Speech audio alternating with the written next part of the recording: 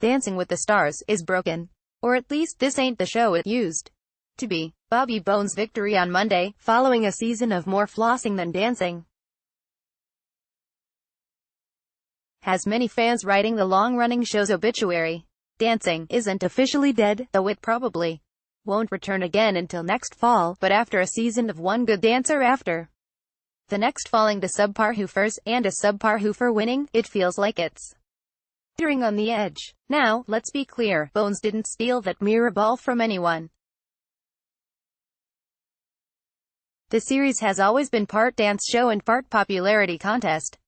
But in the past, even if a bad dancer made it far, voting always corrected itself by the finale, and a performer with some talent won a show that is ostensibly about learning to dance. Bones will freely admit himself that he's not the best dancer. That's been his motto this whole time. Still, he won it fair and square based on the show's rules, but it's time to tweak some of them.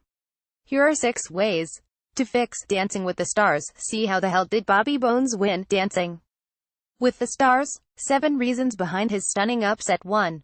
Make judges' scores account for more. The judge A scores and viewers' votes make up 50 to 50 of the contestants' totals.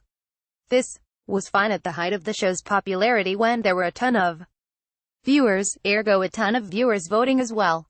But with significantly lower viewership now, the show averaged 7 million this season. That means fewer general viewers voting,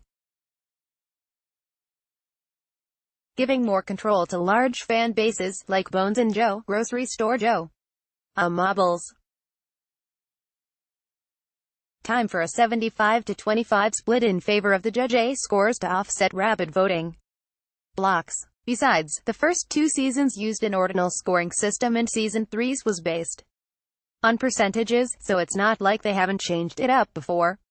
2. Do preferential voting. Dancing should take a page out of the Oscars playbook and introduce preferential voting. This would take up more time and thought during voting, and would be more complicated on the phone, but this would build consensus and blunt the power of a giant fan base. Fans would rank their picks every week, so in a field of 10 votes would go to their top pick, 9 votes to their second pick, 8 to their third pick, and so on. Divisive people like Grocery Store Joe and Bones would get a lot of number 1 votes, but they would also be bottom dwellers on a lot of other people's lists. Good performers like Tinashe and Juan Pablo Di Pace would be able to pull enough second and third place votes to stick around. 3. Have an actual bottom 2. A lot of fans think being in jeopardy means those 2 couples are the bottom 2, which is not true. The producers stick a second couple in there who may or may not be second from the bottom for various agendas. They want to promote this couple this week, etc. But they should dispense with that and just reveal the reveal bottom 2. There are 2 ways they could go about this. 1. Reveal the bottom 2 based on scores and votes combined.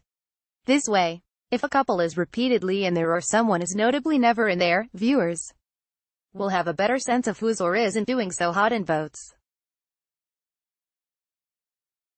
2. The bottom 2 is automatically the 2 lowest scorers that night. Then the elimination is determined by adding in the votes. This way the bottom 2 is based on the couple's performance, but viewers still have the final say, so to speak, in who leaves. See those super duper generous Dancing with the Stars judges helped Bobby Bones sidestep a dubious record for have a dance-off. Dancing has done this before, though it's much easier to have dance-offs with a results show.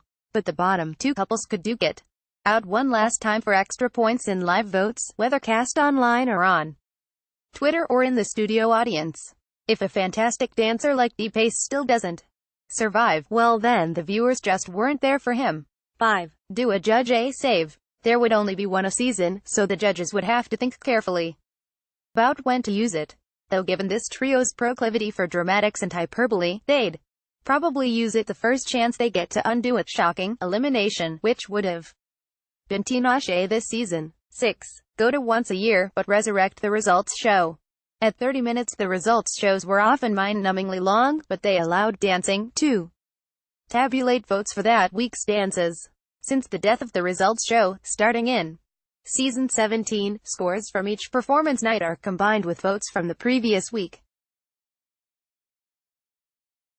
which means the results are never truly reflective of what occurred on the hardwood and how fans feel that night. You're only as good as your last dance, but votes aren't based on your last dance in this system. Dancing probably won't be back in the spring because of American Idol, so just take a break and come back in the fall with a 30-minute results show. ABC could even move the show to Sundays and Mondays, since it has Dancing with the Stars Juniors holding down Sundays this fall.